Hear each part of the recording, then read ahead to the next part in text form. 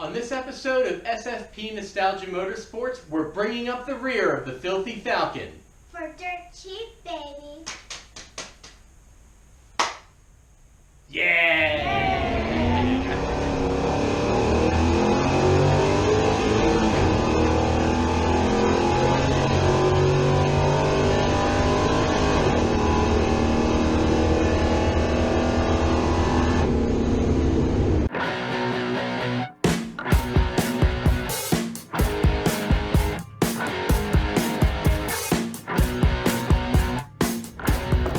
Like a lot of cars from the early 60s, if your car is a little wimpy under the hood like the filthy Falcon with its inline six, it's likely pretty wimpy in other areas.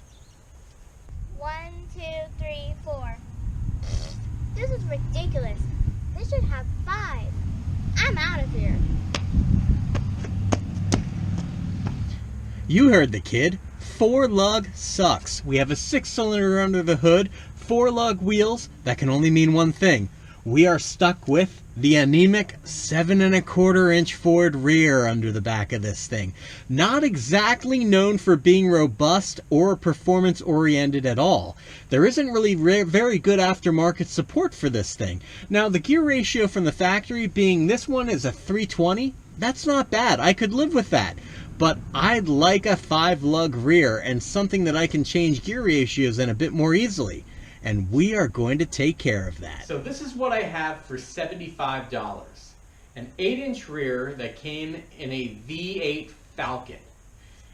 It was a case where it was a hot rodder helping a hot rodder, where he was doing a full conversion to a Ford 9-inch and rear wheel disc brakes. So I ended up getting this for cheap because I am building a Falcon and it's just a connection that we had. So I originally wanted to do a 9-inch Ford for the Falcon, but you're looking at $1,200 to $1,500 for me to build that, since I don't have any components for that 9-inch right now. But here I have a $75 8-inch. So now I have the question to ask myself, do I want to put money into this 8-inch, or do I want to just run it as is and swap out to a 9-inch in the future? I'm not sure yet. Now this is the lowest 8-inch on the totem pole, because the 64 has a 3-rib case, which isn't the strongest case that they make for an 8-inch. You can get aftermarket cases for 8 inches too. It's also an open rear, and you can tell it's an open rear. Just grab the one drum and you can see that the one axle rotates over here. So that means it's going through the spider gears and it's not a limited slip differential. If it was limited slip, I'd rotate this and both would be rotating equally at the same time. You can upgrade to a posi for these. They're about $310. A ring and pinion to replace the 280 gear set that's currently in here. Replacing the gear set would be anywhere from $200 to about $225 for the gear set, and you can get upgraded axles for these. They're still going to be 28 spline, but they'd be about $300.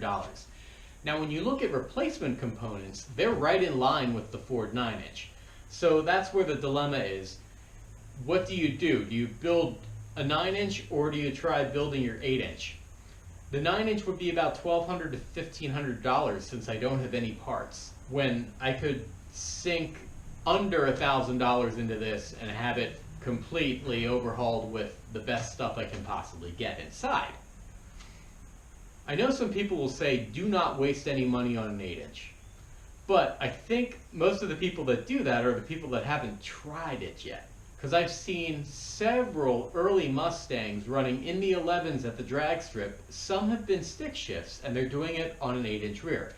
Now they are upgraded 8 inches, so they do have better gear sets in them, potentially better axles. I'm not sure what they're running, but it can be done, and I would be ahead of the game if I would put the money, a little bit of money into this. So I'm still stuck with which direction I want to go. If you want, feel free to comment and let me know what direction you'd like to see on the channel. Do you want to see me actually build this 8-inch in the future, or do the swap to the 9-inch like most guys end up doing? Now, one thing is, my car will also remain an automatic, so it is easier on rear end components than being a stick shift. You don't have that shock load right when you leave the line and when you're going through the gears going down the track. Now, I did think about doing this because I like to do stuff a little bit differently, and I have an 8.2-inch Pontiac under the Chevelle.